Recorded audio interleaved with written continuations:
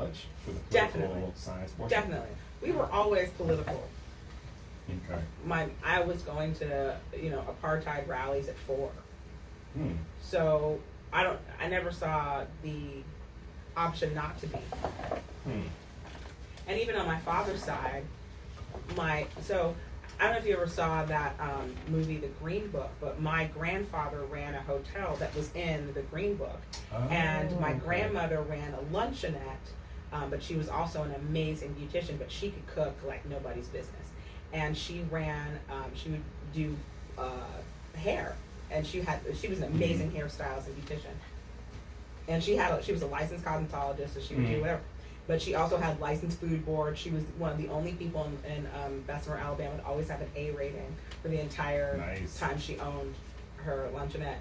But they had a bigger hotel, and so one of the problems that people would run into with the Green Book was you were trying to not get into a crappy hotel if you could, but all the hotels would only have 1 or 2 rooms available, so you couldn't put your entire band or your entire production there. Yeah. But my grandfather's hotel was big enough that you could usually fit the entire band, and then when bands would come in late, my grandmother would wake up and she'd cook. And she would do, but she cut Martin Luther King's hair whenever he would come through, and her neighbor was one of the gentlemen that lost his daughter in the 4 little girls church bombing. That was her next door, her neighbor 2 houses down. Yeah. So there was just a lot of political history, and there was no way. And it's interesting because those were ties you probably realize, but sometimes it's such a normal part of your life that you don't know how intricate a part of your life it is sometimes until later on. That's very true. We gotta pause and do some station identification stuff and all that. So stay with us, folks. We just simply having a good old time like we always do with the great electrifying Miss Maiya Sykes. I'm gonna take you out with one of my other favorite songs of yours. She's all over YouTube. She's everywhere. Look her up on YouTube everywhere. You can hear this golden voice all the time. But just stay with us, and we're going to just keep it moving powerfully. We'll be back in about 5 minutes, and I'm G-Tap. And stay with me and Maiya Sykes for just keep it moving powerfully. Oh, the zombie ring. Yep. Oh, you know what? I'll email you right now if I can get a signal. One of the songs I just did. I can't call it up because I have to burn it on CD. Oh. He hasn't taught us how to do that stuff. I see. Unfortunately. So all this stuff, that's why I pull it off YouTube and I burn CDs at home. So that's what I do. Next time. Okay.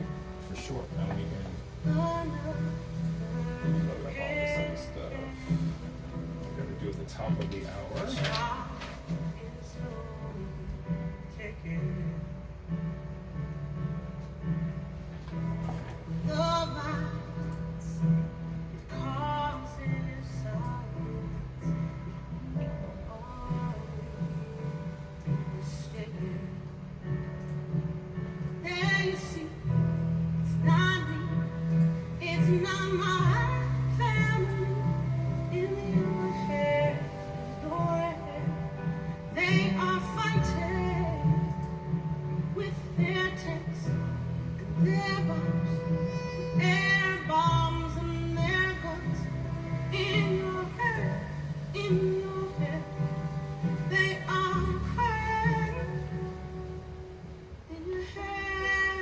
Some of this stuff they haven't even updated. They talking about stuff that happened 5 or 6 months ago on these things. I was still like, what year was that? What are you talking about?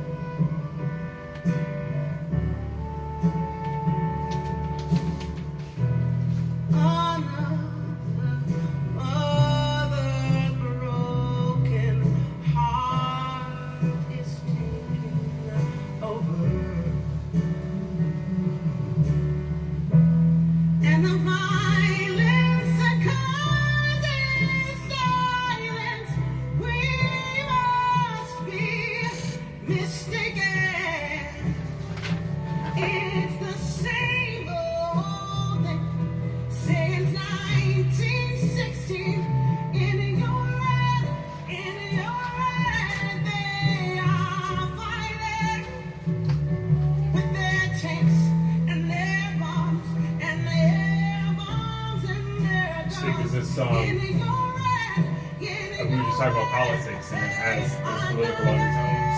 So that's why I'm leading into the next part of the conversation. That's what I was telling people. Like a lot of times, I don't just play random songs. It's gotta have a lead in. Yeah.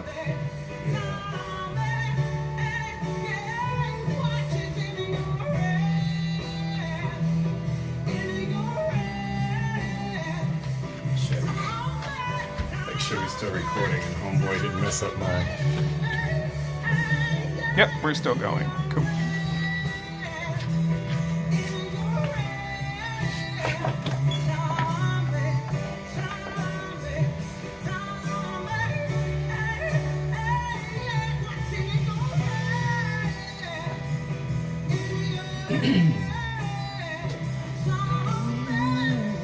I'm really disappointed about my stickers. You see what these M&Ms look like on the inside. Okay, they look like they look okay. I got 40 seconds. I can try to eat one. Yeah, my Snickers look a little like, I think it just melted. I think that's what happened. Poor thing. Don't worry, I might come back to you. Oops. You know, one person I want to get on here too, I haven't talked to while is Jason. I'd love to get him on here. I'd really love to get him on. I gotta get him up. See these. Oh, 20 seconds. Okay. Cool.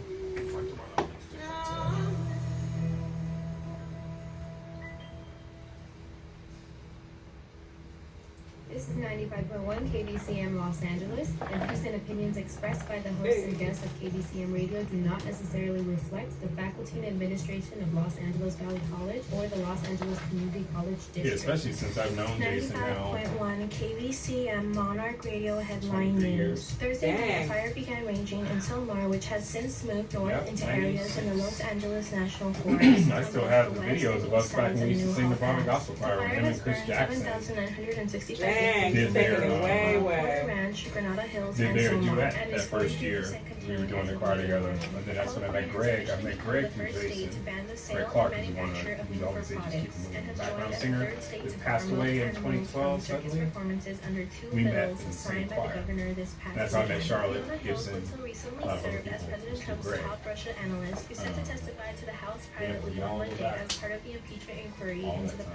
That's a long, you go way. And that's how I met Tracy. Well, I met Tracy in 03. Tracy Thomas. We the first national tour together.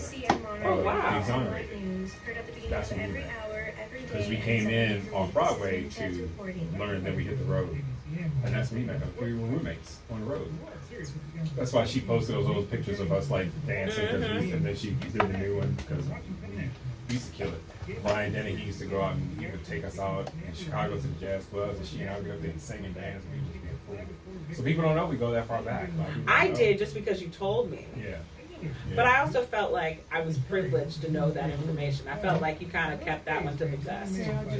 Never. She and I Which need I others get. way, yeah.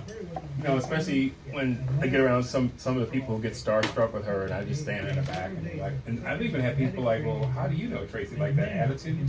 Like, how do you know? I'm like, we were roommates together. We know each other since, you know. Because she's not like that, but you know how some folks can be when they get around. That is fair. And you're just like, okay, that's what we're doing? Okay, especially really? when she'll like have the parties at the house or something, and you know a lot of new people come and... Yeah, and I'm like, y'all real new. I need you to calm down. Exactly. Like, really? Wow, okay. All right. I remember that happened to me once in my own house. When I first moved here, I had a birthday party for Charles Reese at my house. And I was in my kitchen cooking, because you know, I can't really see what's going on. So the whole time I was in there cooking. And these two, I'll never forget these two like divas walk up in my house with their hair and everything. They come in my kitchen. And they go, this, do this, up and down. Who are you? I live here and you can leave. And you had to take that moment. I really had to take that moment. I was like, I own this. This is my house. Yeah, ownership, bitches. You know what I'm saying? And then they were Got good credit. like, you know, then they were like, oh, you know, then all that happened. Like, no. But to walk in and be like, who are you? I It's like, know. hi, I'm Maya. What's your I'm name? just saying, you're going to come in my kitchen, you're about to eat my food up in my house. Yeah. Folks can be. Folks can just, you know, some people ain't figuration. I heard for eat my M&M's, because here we go. See, that caught me with that M&M in my mouth. Look kind of good. Even though my sticker's all messed up, y'all, I had some candy I've been looking at for a while since we started. I was telling Maya that my Snickers had the flu, but these caramel M&Ms. I know. I was like, these are kind of lit. They're kind of good. But welcome back, y'all, for Just Keep It Moving Powerfully, and I have the electrifying dynamic, Miss Maiya Sykes. Hi. She's like the chameleon of all wonderful things. We were talking about that, about when we got off the air. We were talking about you being a political science major and everything else you did in college, and how a lot of that, I'm sure, was the influence. Now I'm hearing the story of where you, what's it called, Inner City, what was it? Inner City Cultural Center. Cultural Center, where you had everything, and so you've had those influences forever, and that's why I played that song, because Zombie has those political tones to it, undertones and It overtones. definitely came out at a political time, and I wrote the arrangement and did it at a show, and then Scott Bradley saw it and asked if we could do it for Postmodern Jukebox, and which was very sweet of him, because usually he does the arrangements. I've collaborated on arrangements, but this was the first time this was solely my arrangement that I worked out with a friend of mine. So it was interesting that it was the first time it was like stuff that I wanted to do. So it was, and it was very cool that it was able to come out well. And it came out more than well, because whatever key is written in and the dynamic of it takes you into a thought pattern. And you use that part of your voice, because your voice has so many layers. That's what I love. That's why I always love listening to you do different stuff, because you can just do. Remember that day I called you? I was at the Flappers. yes, yes. Is this you? Yeah, and I was like, that would. I'm sitting there like Yar. eating my French fries, and I kept going, like, huh? Yes, I was like, is this Maya? Yes, I can't remember what the song was now, but I think it was with Post. Yeah, it probably was, because a lot of times Post. people call me and they're like, "Is this you?" And I'm like, And it was just like this song, you use those, I call them haunting tones. Those haunting tones, and the way that the music was playing, and the was that a cello or violin? It was a bass, and there was a cello. Yeah, and the way that was playing, like that very haunting tone that you can use. And I love that. Then you could just go completely south and give us all of the, the back in the throat, the good old gospel. You just have all those facets, which takes me a weird segue, but that's how my brain works. Let's go to this triple major in college. Okay. I don't even know what question it is. Political science and African American studies surprisingly have a lot of overlapping classes. There were about 5. And there were so many great scholars in the African American Studies department at Yale. It was very easy to be there, because it was, at the time, they had Henry Louis Gates and Kathy Cohen, and Cornel West was a visiting professor, and they had a state Supreme Court judge teaching 2 classes, and he taught 3 law classes.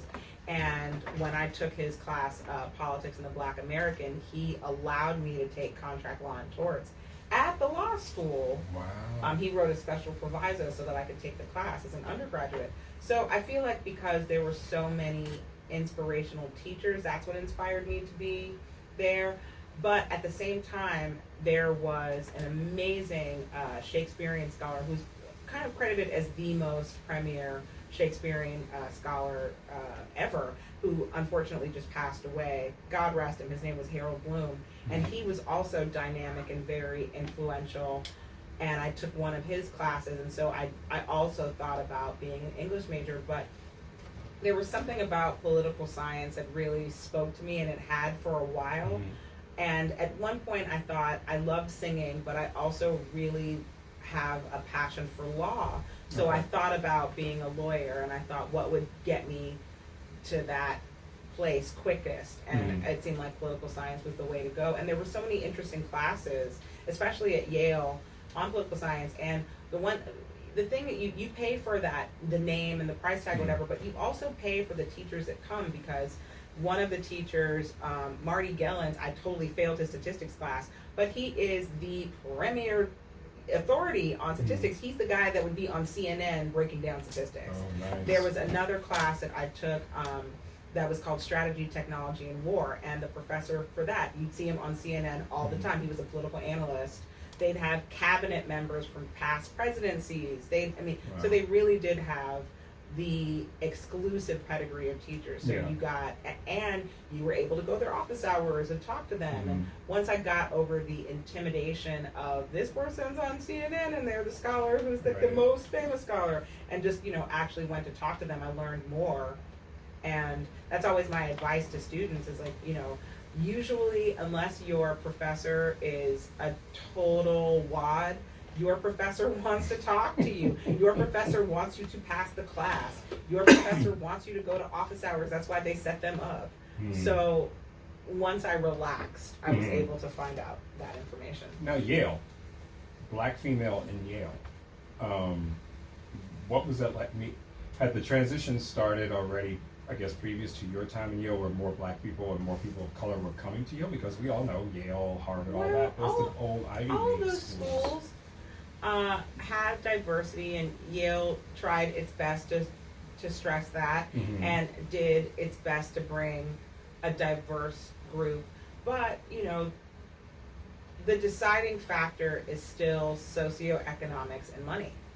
And there was something psychologically strange about the fact that all of the black and brown people were on financial aid, and all of our financial aid was always delayed. So at the top of every year, I'd always see all the black and brown people in the financial aid office going, "What's up with the money? Like, what's happening?" So it just put a weird stress on people who were already coming from a stressed environment, because there's also that pressure upon you of you're not paying as much as everybody else to be here, so you really have to earn your weight. And I felt like I also had that in high school, because I went to private school for high school and I had a partial scholarship from 7th to 12th grade. So I felt like I carried that into college, that weight of you have to do well because you're representing so many people and you are the great black hope. And when I got into college, on the one hand, which was very sweet, many people who were older than me were trying to say things of the nature, you're our shot, you're our future, this kind of thing, not realizing how much pressure that puts on a 17-year-old person. And I definitely felt that because I was so privileged to go to great schools for high school, I was able to get into the Ivy League schools. I could have been a great student at a public school, but I don't know that it would have given me the wherewithal to know what to say to get into a higher echelon and a top tier university, or to have the testing scores. I definitely got that from Crossroads. I definitely got hands-on tutelage. I literally only passed the AP calculus exam because my teacher studied with me every day after school for 6 months until I understood calculus. Wow. But that's what that's why you paid. Again, you were paying for amazing access to teachers. But coming into Yale, I definitely had certain advantages and certain disadvantages. The advantages that I did have was my previous education was very, very college study oriented. So it definitely helped you. It was very college preparatory. And that was kind of its claim to fame. So it definitely set you up for how to study, how to organize things. I think I bit off too much my freshman year because I just wanted to do everything. I was so excited to have access to so many things. I definitely overwhelmed myself the first 2 years. It definitely took me my third and fourth year before I really got the hang of it. And by my third year, I wanted to quit, and my mother wouldn't let me. So I'm glad she made me stick it out. But I definitely was like, I hate it here. I just want to go to USC. I should have just gone to USC. My mom was like, because my mom went to USC. And so I would have been a legacy there. My mom was like, not as much as I'm paying for this tuition. Not today, Jesus. You got to get it together. Not and today, I can see Lord. your mother. I can see Sherry. I can see her. You already said you didn't want to go to cheaper school. No, ma'am. Now, were there other Ivy League possibilities when you were looking? Yeah, I lucked out my year because the only Ivy League I didn't get into that I applied to was Stanford, but I got into all the rest of them. Awesome. I was the only kid my year that did the trifecta. That's what they used to call it, which was Yale, Princeton, and Harvard. Wow. That's amazing. That's awesome. Now, Angela Bassett went to Harvard, right? I think so. I thought she went to Yale Is she grad school. But don't let me tell lies out of school. I can look it up. Whoever's listening, y'all text me. I always tell y'all because you correct. Somebody out there usually corrects me. At the end of the show, there will probably be a text message on the phone. Yeah. Tracy, if you're listening, obviously you work with the lady. Ask her holla at her. I used to work with her husband. That was like 17 years ago. So I thought they were Yale School of Drama people, but I think you're right. I could be all types I think of you're wrong. right. I think you're right. It's her and a couple other. There were a lot of Yale. Yeah. The guy from Atlanta, Brian Tyree Henry, he's a Yale School of Drama. But I mean, along her line. Oh yeah, there's a lot. I mean, there's a lot. Yale School of Drama is Yale School of Drama. Mm-hmm. It's got the pedigree. Yeah. Now, did you do your triple major from Jump Street, or what did you? No, I kind of eased myself into it. I knew I wanted to study music, but when I got to Yale, what I didn't know was that you could only take classes in your discipline if you declared as a music major. But in undergrad at Yale, you can only major in music composition. There's no interdiscipline. Like you can't major in flute or clarinet. Like you have to, at undergrad, you can only major in composition. That's it. But to take any of the upper voice level classes, I had to declare as a music major. Gotcha. And so I kind of did that later in the game because I just kind of took the music classes I could get away with so that I could keep taking the upper level division classes I wanted to. And although I knew some theory, I knew a bit more than the basics, and I did pretty decently on the AP Music Theory exam because my mother made me take music theory all throughout high school. She was like, if you're gonna know, you need to know what the little dots on the page mean. Yeah. And she was very adamant about that. She was like, you can't go to choir, you can't go to you have to go to music theory. So I was good in that respect, but it seemed like it jumped a whole 8 steps by the time I got to college because I didn't play an instrument. I played enough piano to get by, but and I feel like that's why a lot of singers get thrown from learning theory because they don't play an instrument, and a lot of it is related to instruments. That's true, because when you look at sheet music, there's the piano or there's the guitar. There's even all the clefs, and just learning all the clefs, I was just like, what are all these? Yeah. Oh. And you're a voracious reader. You can now like, okay, I'm done. Yeah, you think that, but I mean, I can about most things, but there were certain things where I was like, I've been reading the same paragraph over and over. And, when people have the assumption that you're smart, they tend to leave out information because they don't think you need it. Okay. They assume. Yes. They do that word that we can't break down on the G-rated show. Yes. Yeah.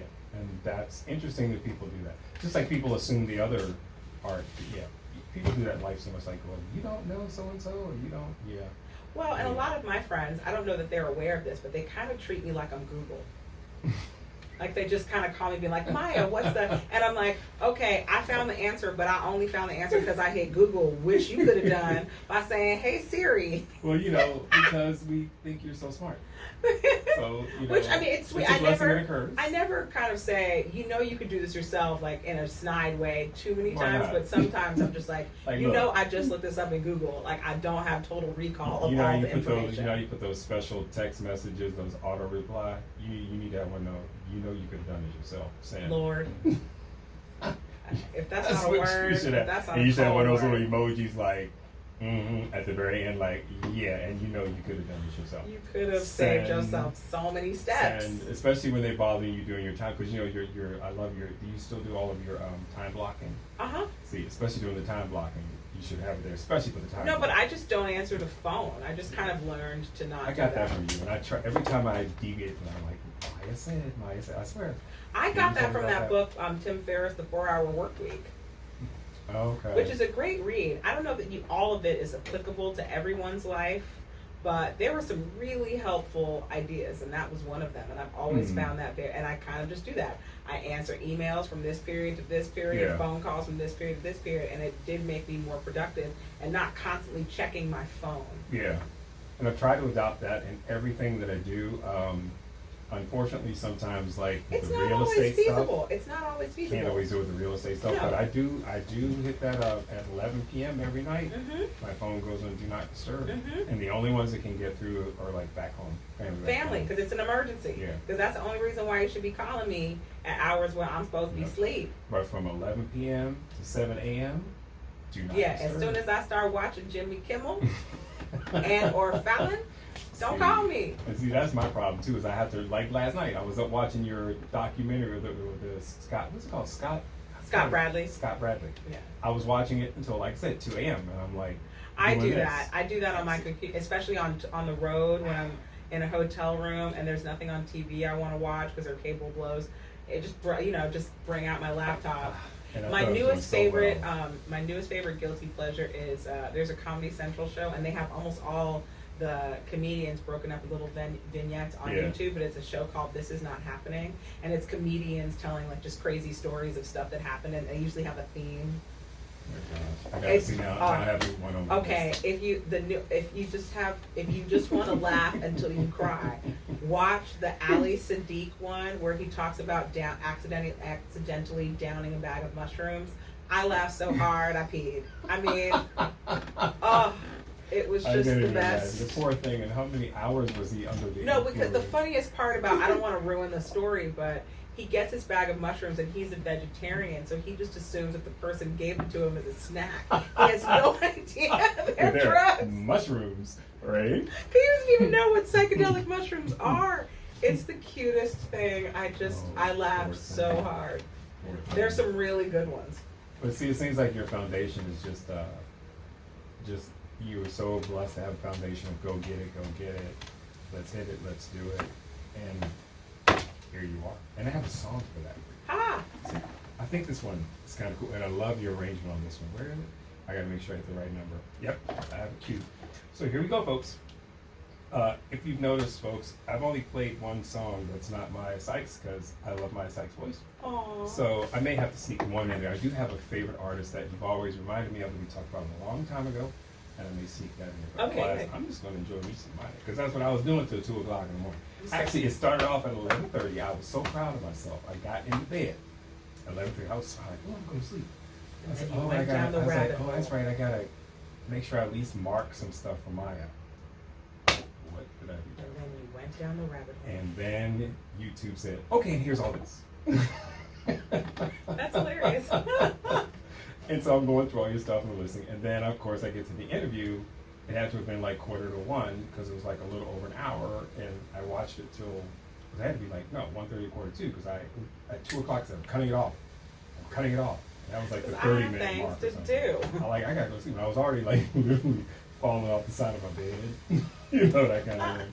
Yeah, it was real stuff. So anyway, folks, I'm going to let you enjoy Maiya Sykes. I'm enjoying her, so stay with us. Just keep it moving powerfully.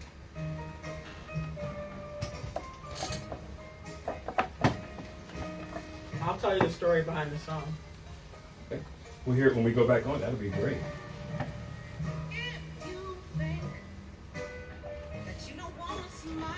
See, it just makes me think about how you just don't stop. You just keep going. That's what it makes me think about. Don't stop, leave the whole, yeah. See, that's how I relate the lyrics to stuff. You gotta give it that Suge Avery kind of old feeling. Stop thinking about tomorrow. It will soon be here.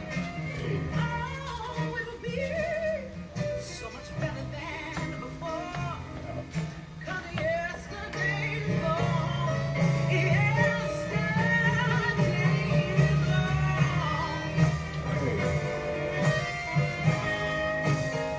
At the juke joint.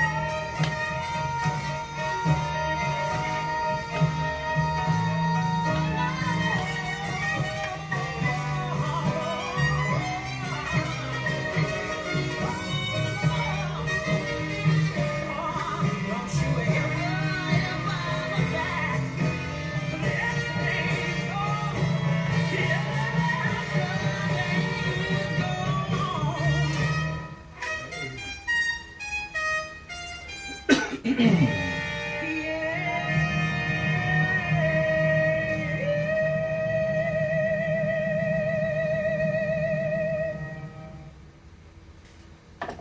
welcome back to Just Keep It Moving Powerfully, and that was Miss Maiya Sykes giving us some power on Don't Stop. Because it reminds me, you just don't stop. You say just. Well, when I hear that song, it always makes me laugh because we ended up having to do a video for that song because it was an arrangement done by Scott for a singer named Nikki Brayton, who demoed it in the version that I heard. And she's an amazing singer, so you should definitely check her out. She does Sweet Child of Mine, the original version with PMJ. And she's a great singer, but it was originally supposed to be for her. And when the PBS special taping happened, they went through some songs that Scott had demoed because they thought that some of the songs that were really popular with for Postmodern Jukebox in their repertoire wouldn't fly on PBS. So this was one of the songs they picked. So we ended up, because we taped it for the PBS special, so after the fact we had to tape a video for it to make it make sense, because everything that we had did in the show was the person who originally sang in the video. Does that make sense? So because this was, and there was a video for it, so we had to make one in kind of a hurried way to make the PBS special make sense. Just love behind the scenes. Where do you all do most of your videos? You know, they do them at Scott's house. He set up his house in such a way. And that was kind of always the way he did it. He started doing it in his apartment in Queens. Oh, okay. Back in the day. So some of the first videos were done there. And over the years, he's just gotten better living spaces. So now he's in like a real pimp. Okay. You know, it looks like. Well, he unfortunately had some damage to his other house. And so his insurance put him up in this house. And it looks like the house of a drug lord. I always crack up. Because I was just like, every time I open the door, I'm like, say hello to my little friend. Is he here in LA? He's here in LA. Oh, but he's been going back and forth because he's dealing with some stuff with his family. So he's been going back and forth. So some prayers for him. Yes, absolutely. Some lovely prayers for Scott. Definitely some lovely prayers for you. We're going to take a quick moment and do some radio business. But then we'll be right back. So stay with us, folks. You know, we are an FCC station, so I have to do stuff every now and then, which messes us up from having a good time, but we'll be back. So just stay with us on GTAP, and you're listening to Just Keep It Moving Powerfully. 5.1 KBCM Monarch Radio, Campus News. I'm cheating. I'm supposed to do something every 15 minutes, but I at least try to get in every 30. Social media platforms such as YouTube, Twitter, Instagram, Tumblr, and Facebook. The Academic Resource Center has a knitting posted which consists of workshops, so how many band members is it? 4, 5? Does it vary? There's always 3 girls, 2 guys, vocalist wise. One of the guys is always the MC. Sometimes they have a girl MC. Just a reminder to all occasionally. LADC students. Then they always have bass, drums, or the UCs is November 3rd. keys, 2 to 3 horns. So it's like 11 to 12 people. Wow. All the time when y'all go on the road? That's a good amount. Plus the, front of house sound. On Tuesday, November 22nd, during 10 a.m. Usually the person who does sound is also the store manager. If you're looking to join clubs or see meeting other people, Y'all do all that bus and truck? Usually. Now, where are you going starting Wednesday? It's all U.S. It's their first holiday tour. Oh, okay. Ever. Oh, so it's all holiday music, All different holiday arrangements. music. This has been James reporting. Do you all ever do stuff here? They did it already, so I don't know if they're coming back. They're doing the holiday show here, which I was surprised. Because I think that because last year they did a show at the Bowl. Oh, okay. Let's see which one I want to use. I'm really surprised. You're trying to think which one I want to use. Hilarious. Santa Monica, the Lady Monarch. And that's the women's soccer will be at home this Friday to face off. I'm going to do a shorter one because I want to get this one. And they are at 2 wins, 3 losses, and 1 tie on the season going into this game. You're right. Come on, support your Monarchs, everybody. Share your Valley pride by going to the game, sharing your moments. Is it going okay for you? Yeah, it's great. And you are welcome back anytime. Like when you get off the road, you can come back and give us an update. Yay! Because I can start doing update shows. I've had a lot of people that have a lot of stuff going on. I want to start doing like update shows. And then 3 shows ago, I had a guy on, and then another buddy that's been on a couple times, Jake, which I mentioned his music to. Actually, he called in while we were with the other show, so we had like a 3-way conversation going, because the other guy was a DP, and I wanted them to meet so they could work on some video stuff together anyway. So Jake calls in, and we were all talking. Then my camera guy, so it was like the 4 of us were all here talking. It was great. It was great. It was like, that's what I wanted. So we had my camera guy get on that mic. Yeah, you just and then want Jake was on the phone, and we were all yes. just like, yeah, because I wanted to, and I like the fact that it's in the station. Really love that. Oh, and I took your advice, and I talked to the radio station lady. So at this point, she is looking to actually now have me come on as a producer and as for her station itself. Because I was like, because you know, we kept trying to connect after the last conversation. Like I had some things you were to getting talk really about, frustrated. and she wasn't calling me. I'm like, okay, so I hit her up again. So like, let's talk. And then she had admitted that things were not going the way she thought they were going, and the guy that she hired to get stuff done. It was too much for him, blah, blah, blah. I was like, yeah, so I said, I think maybe you might want me to actually come in maybe on the administration side. I can help you get that together. She had this long conversation, and then she kept talking about stuff like, what's the point of what you want to do? What do you want the station to be? Because I understand you do other coaching things. I know it's a portion of what you want it to be. To make a long story short, I said, you got a whiteboard right now? She said, go get it. I had to do that while we were on the phone. I said, write on the top of what is your ultimate goal. I said, so this is what one of my great teachers taught me here at the school. You take your point and you work backwards. Because once you have your point, you know what you want to do. Now, what are the layers? You keep asking what, why, and then it's so much easier to go backwards.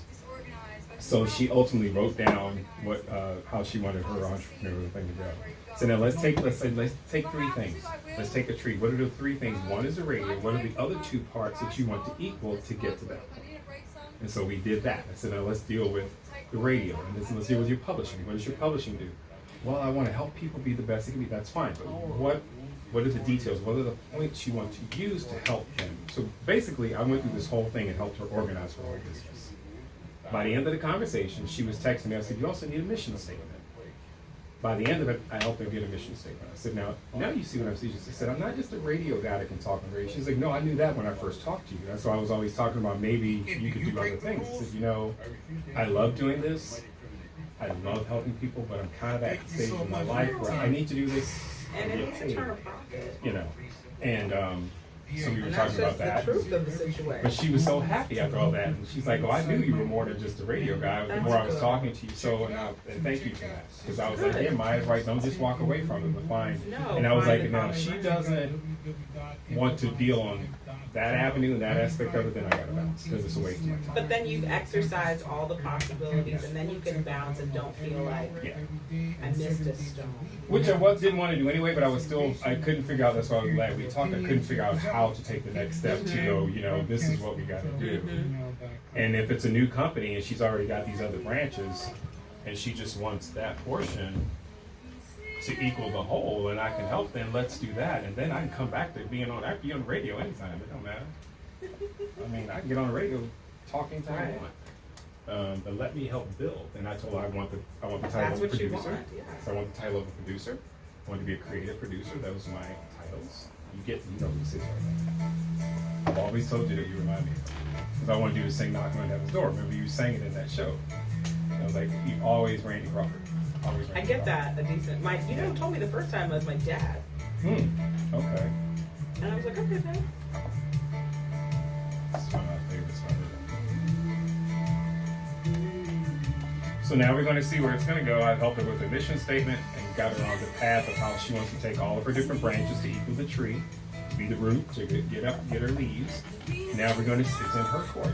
And where do we go next? I've given her enough information that you give me so much, she was so happy, you gave me so much to think about, so much to really sit down and put together. Yeah, you got to have your plan. You keep selling me about, I just want this to be the best. No, but anybody can do that. Anyone can do that. It's like, I'm doing that. To MJ, the stuff you're offering, I'm doing it for free. Why do I need you? That's what I kept challenging. What can you give me that I'm not doing myself? What is your magic offering? And then I was telling her, it's like, even with the show, I told her after I called you, which did happen, I actually was interviewed by someone, a guy named Hartford, who did both of us years ago. We did it at the church. he has a show on her network. Our interview was supposed to come on.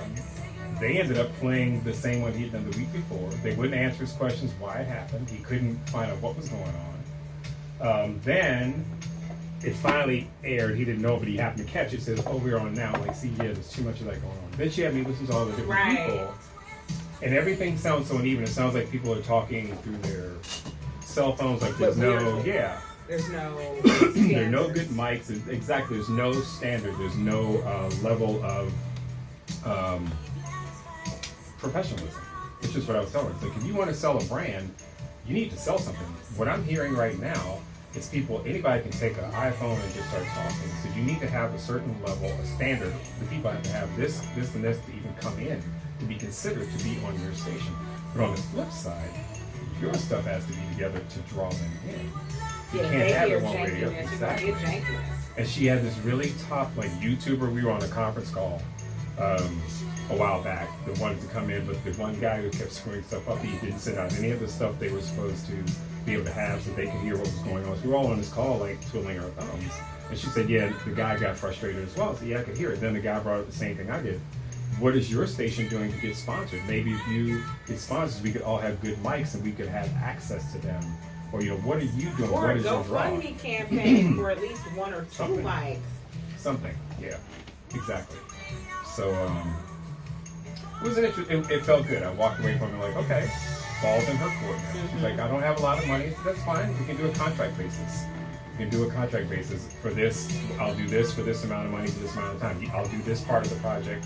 Let's just figure it all out. I said, plus you're in Houston. I don't mind coming to Houston if I can get some airfare. If you can pay for my airfare. So like I told you, I'm thinking of bouncing out of California anyway because things are just not going very smooth here. Well, I mean, it was so funny. I was actually talking to Scott about that today. What really has killed the industry, the entertainment industry, is Trump. Yes. It's just so much going on with our wonderful Mr. Trump.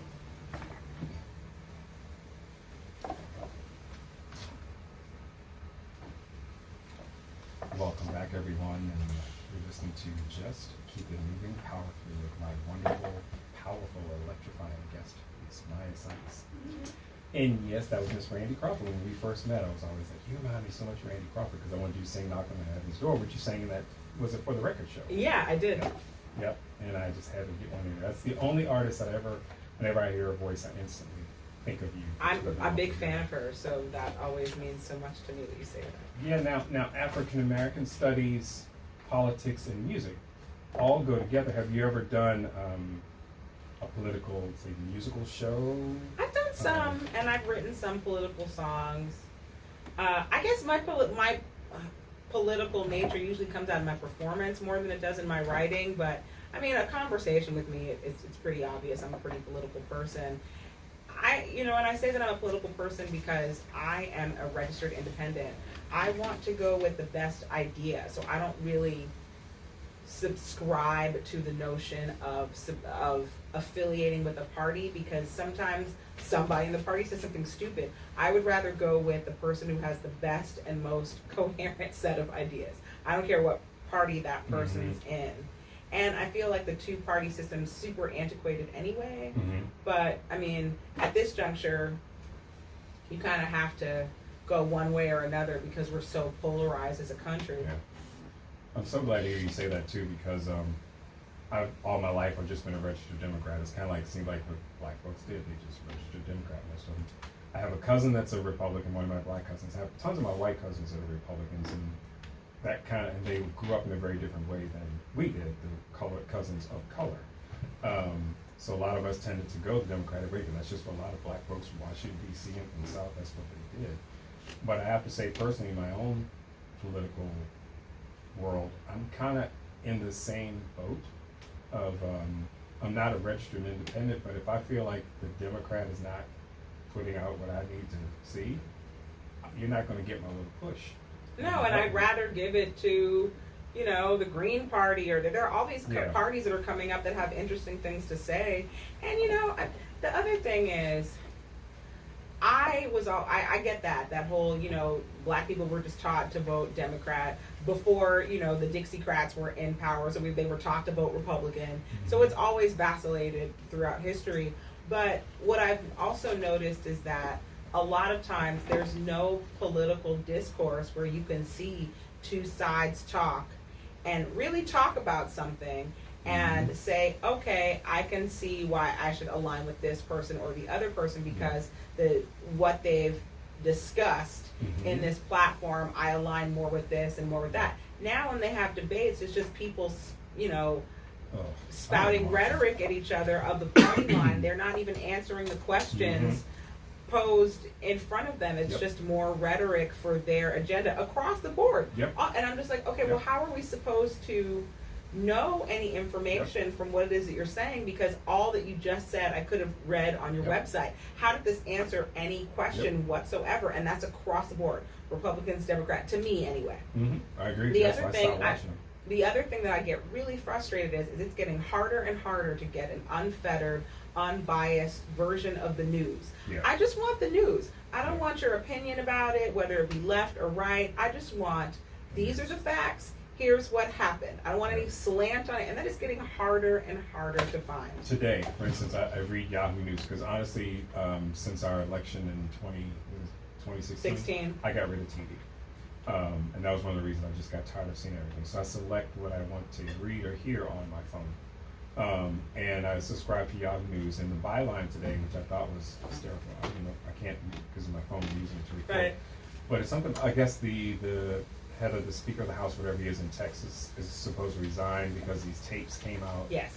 But the byline or the lead line was Trump is something for all of us. Trump ain't got nothing to do with that. And I'm not a fan of Mr. Trump. However, why does his name have to come up? Trump didn't have anything to do with that guy. Because it's so inflammatory, it makes people click on you can't even, a lot of times I'm like, okay, you can't even disagree with what Trump said because did you get a report on whether or not it was accurate or not? There's so many things where they're just assuming that if you read this, you're just going to think Trump did it. And there's no vetting of any of the information. It drives me nuts. I'm like, okay, there's a lot to be angry about, with Trump's behavior and the way that he's delineating policy. But if you can't even get an accurate version of what he did, what are you angry at? And it seems harder to have this kind of conversation. I talked about it a couple weeks ago on the show here with some people. We were saying how it would be just so nice if people, just what you're saying, could just sit down in a room, get rid of all the extra, and just really talk about the topic at hand. Let me hear your issues, you hear mine, so we can find a common ground. Nothing extra, and we don't need to be rude or call each other names. I don't have to say you're stupid because blah blah blah blah blah. Just get to the point. Just really this is going on. How do you feel? Here's how I see it. How do you see it? Exactly. How can we meet in the middle? Ain't got nothing to do nobody else. No, and we all come from different walks of life, so the odds are we're going to have different viewpoints about things. That just is how life influences your decisions. But the fact that some people can't even get it together to just say, okay, let's just talk with some diplomacy. Is so frustrating to me, and I can imagine. I feel really sorry for people that are of voting age now because this is the election that they're going to have to inherit, and this is a poor representation to me. It's so poor. When is the last time you can remember that? Because I'm having a hard time with this. Watching a real debate with candidates. Like, can you remember which election? Clinton. Oh. What people? I mean, I don't think that George Bush was the best president, but he was diplomatic. He was a statesman. He was respectful.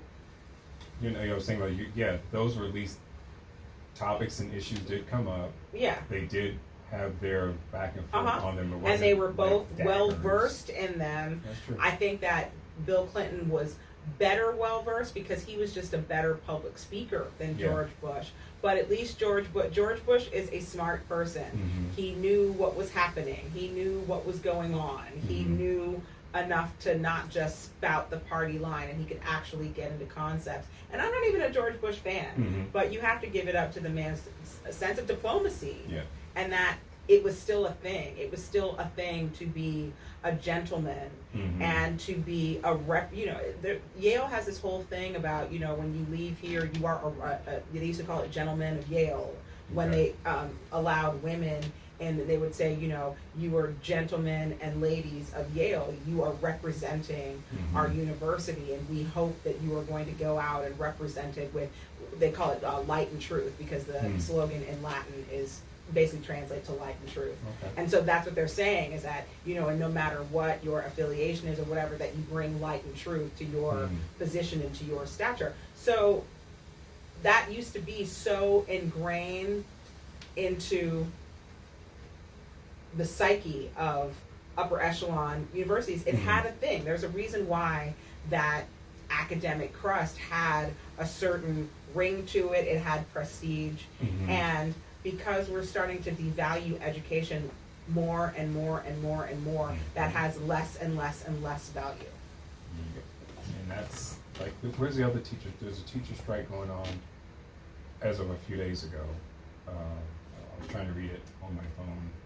But I was just thinking, why are we having teacher strikes? The one here was embarrassing. It was embarrassing. Like, when I heard all the things that they were striking for, I was embarrassed for these teachers. I was embarrassed by the state that they put these teachers in. These teachers weren't really fighting for things for them. The only thing that they were fighting for was a raise that they had been promised years ago that they never received. Most of the things that they were fighting for were an on-school nurse 5 days a week for the students, a librarian 5 days a week for the students, you know, places that didn't overcrowd the students. The classes are already overcrowded, but some of them didn't have places to sit. They were fighting for things for these students. They weren't even fighting for themselves. And the fact that they had to go out and fight for basic humanity for students is appalling. It's appalling. The state should be ashamed. They should be doing everything that they can to change that. There are some schools that have antiquated textbooks that are so antiquated, it has Jimmy Carter as the president. And that's sad. And it like, should be unacceptable. I don't see. To me, it went. If the thing said Clinton or Obama, that's sad. Okay, this should be unacceptable. I don't understand why there's not rioting in the streets about this kind of. It should be unacceptable. Anytime I see a teacher strike, I just have to shake my head. I mean, these are the people who are shaping our children, the youth. These people are giving up everything they have to make your child better. And they're begging to shape our children. They're not saying, you know, oh, I just give up. They're saying we want to be better teachers. We want kids to have more. And the fact that that was even up for debate is appalling to me. Yeah, it's, I don't know. It's where do you see things going? What do you feel is going to happen in your observation of everything? Everything happens in cycles, and you know, even in the grand scheme of things, the world is no easier or harder than it's ever been. There's always flux. There's always these periods of flux. There's always these waves of change. There's always these waves of change that whole groups of people don't think that they're going to survive. You know, as much as I'm not a fan of the current president, I do hold in my mind that there are certain groups that felt like under the Obama administration they were never going to get ahead.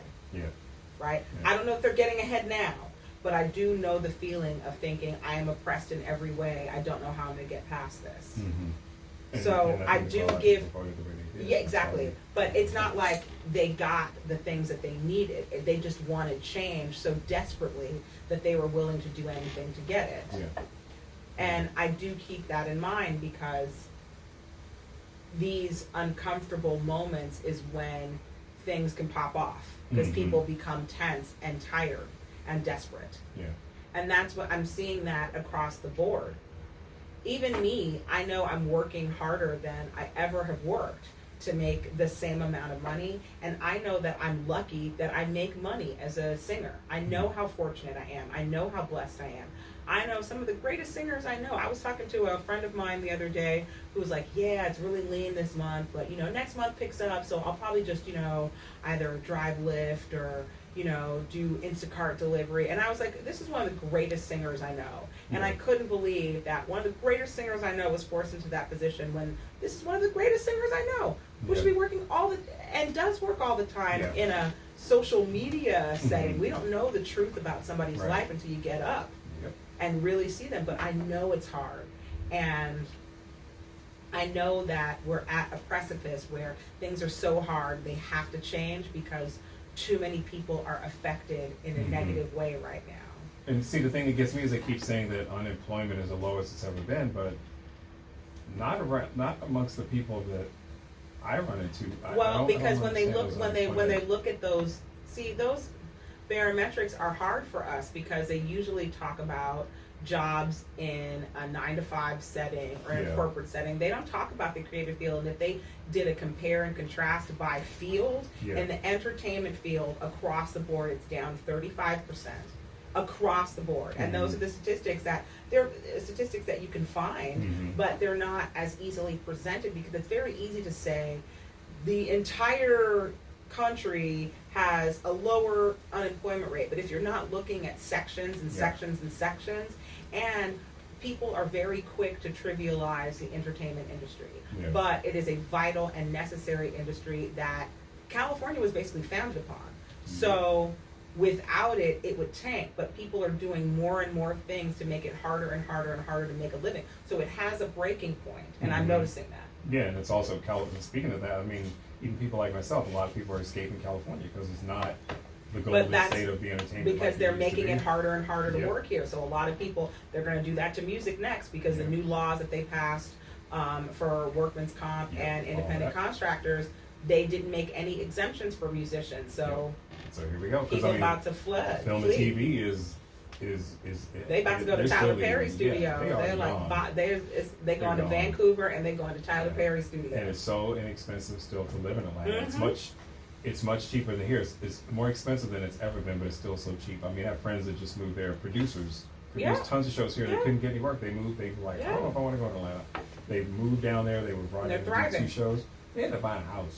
And now they love it, and they came back here to do a show. I was actually in their show, and they were ready to just. I can't believe it. I'm saying this, but I want to get back to my place in Atlanta. Well, any place where you have the option to thrive, they're making it harder and harder to thrive here. I read a study in the Los Angeles Times maybe about a year ago. It said that to have a 2-bedroom apartment in Los Angeles, your mean income needs to be $118,000. Who's making? I see all these places for sale in my neighborhood that are like $1 million, $789,000, and because of the subprime, all that stuff, and it fell apart. They want you to have 20%. So I'm just thinking, how many of these people en masse have a liquid $140,000? And me being in that field of real estate and having listings at that amount of money, and I see the people come in like, but guess what? They have mom and daddy helping them. A lot of people just don't have that. Every now and then I'll get these cash buyers because they're these old school investors, but nobody. I mean, I'm looking like, how y'all got that money? I like to make that money, But yeah, I hear you. But the state keeps. They're trying to pass another law right now, which is the most absurd thing, to go after owners that have rental properties again. They just passed another rent control law. Now they want to have this thing. If you keep your property empty for a long period of time, you're going to have to pay tax on it for having it empty. They're basically forcing you to rent your place. They say they're targeting like a lot of the people that are coming in from China and buying places, and they just sit because we have such a homeless problem. No, that's just yet another way for the state to try to make money off of people. Again, who are you to tell me this is my property? If I want my property to stay empty, I'm going to let it stay empty. I don't have to rent. I guess it's if you have rented, and I can't remember all the wording, but it was the most absurd thing I heard. Because I went to a council meeting, a neighborhood council meeting where I live, and they were talking about it. Then I went to my broker, and they were like, yeah, that's the next weird thing they're trying to pass. And the thing I noticed about California as well, if the voters vote something down or they vote for it, California still will find a way to overturn it and do what they want subtly. To do. And I'm like, and bury it, and they bury it. Yeah, that's this whole rent control thing because people have voted down a particular type of rent control. Now they've come up with this other thing that passed and just pass, boom, okay, it's in the house now. We can go eat. Let's go to Subway and get a sandwich. Yep. And it's kind of crazy. But where's Maiya Sykes? Oh, because we run out of time. So where's Maiya Sykes going? What's happening with her? Well, as I said, I'm working on these 2 records. I'm developing a show called Ask a Black Girl that I'm going to do on YouTube and then do tiny vignettes on social media platforms. But for a long time, a lot of my friends have been treating me like I'm Wikipedia, so I figured I should find a way to cash in on them. So I do different vignettes. So one is on packing. Actually, there's a whole packing series. Another is on like how to find a mechanic, how to pare down your makeup to just need a couple of things, be able to do an entire face. How to start a skincare regime for guys. So I'm gonna do I'm gonna do 3 types of skin, because a lot of my guy friends are like, I know I need a skincare routine, but like, what do I do? So I'm gonna do a whole one on that. Nice. And then my catchphrase is, if you ever want to know, ask a black girl. So I'm hoping that I can do vignettes each week, and then if it takes off, that people can write in and say, I want to know about X, Y, and Z subject, and I can do the research and say, so-and-so from Tacoma says they want to know about blah, blah, blah, blah, blah, you know? Yeah. So, and I do have some helpful information that I do want to share. So that'll be cool. And then in the immediacy, I'm going on a tour with Postmodern Jukebox. So Postmodern Jukebox is doing their first ever full-on holiday tour. So we're doing all holiday music. We're touring all the United States, which is cool. So it'll be nice to be in my own country during the holidays, even if I can't be at home for Thanksgiving. And I'll miss all the food. And I won't cry. But and I haven't done a tour with Postmodern Jukebox in quite some time. So it'll be nice to pick up with them and tour with some of my old friends. And there are a lot of new faces that I don't recognize. So that'll be cool to know some new people. And then I'm always singing around town all the time. I was just at Delilah's last week. I sing there at least once or twice a month when I'm in town. And I'm going to be doing a holiday show when I get home at the farmer's market. So if you check my website, I'll put the details up for my the farmer's market has a jazz concert series. So I'm going to do one of their weekends, hopefully Saturday. Give us all your social media. I am, let's see, I have to look it up. I am Maiya Sykes 1 on Twitter. I am at Maiya Sykes on Instagram. I am Maiya Sykes on Facebook. My name's a little tricky to spell, so I'll do that for you. It's Maiya, Maiya. And then my last name is Sykes, like Wanda Sykes, but I don't think we're related, but she's awesome. Now, are you Maiya Sykes Entertainment still as well? I have Maiya Sykes Entertainment is my fan page, and then my website is just MaiyaSykes.com. I have to get it all in there. Yay! Well, thank you so much for being my wonderful guest and saying yes. Now, you got to come back absolutely after the tour, and then when you start your series, you want to come on and share some of the tidbits. Yay! Absolutely, absolutely. Yeah. Maiya is such a blessing to you all. That's all I can say. I'm just gonna say I know she's a blessing to me. She always picks up the phone. She always answers my texts. She always gives me good advice and gives me alternatives of just thinking about life. And she's one of those persons that I can trust to do that, because not always comfortable doing that with everyone. I feel like you're one of the few people I can be real and say, this is really what's happening. And you'll be, okay, cool. Now let's work this out. You know, and it's nice to have that in life. So thank you for that. Thank you for being a true friend. My pleasure. And folks, you know, I'm going to end the show the way that I always do, with a quote from the great Al Jackson. You know, it's nice to be important, but it's important to be nice. So always remember, if you're walking down the street and someone's approaching you, just smile and say hello. Just spread your light. Don't worry about their reaction. They may take it, they may not, but at some point they may look back on that smile and that hello you gave them, and they're really looking down on the other and wow, there's that sunshine. So it takes nothing to be nice. As a matter of fact, it just lifts your spirit up. We all have our places where we can just be in the dark, but know that there's always light at the end of the tunnel. So just be nice and just shed your light and smile. You know, on that note, I'm going to thank my wonderful guest again, Ms. Maiya Sykes. I'm GTAP, and you can find me on Instagram at GTAPLLC. And if you want to hear the show again, it will be uploaded to my SoundCloud page, which is Greg Tapscott. And the guy with the purple shirt, unfortunately I have 2 pages and I don't want to get rid of one. I was like, look at the one with the purple shirt, and that's where the shows were. And yeah, and thank you for being with me. And I'm going to take us out with a song. We didn't get to talk much about Maiya's band being endangered, so I'm just going to play a song from them. But I'll see you next week. And remember, just keep it moving powerfully.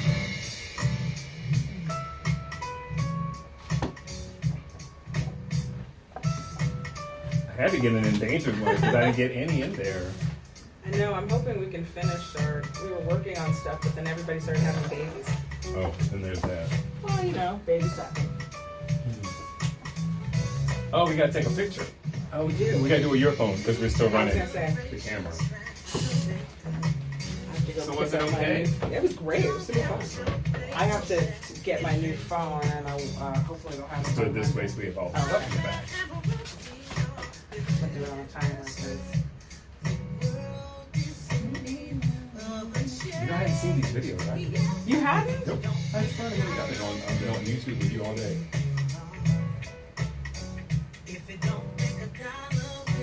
Cool. And Yeah. I'll post that one Okay, perfect. when I put it back up on SoundCloud. I usually put it up with the old flyer saying, hey, if you missed the show. Here, I'm gonna zhuzh it, and then I'll send it to you. Okay, cool. And I can put this on a Google Drive link because everything's on a flash drive, and then you can just download it and have it right away. Good. And then I'll get this to Bahan, and he can sync it all for us. Thanks, folks. I hope you enjoyed it. We had a great time, and we will see you when Maiya comes back. So see ya. I'm going to hit the stop button. And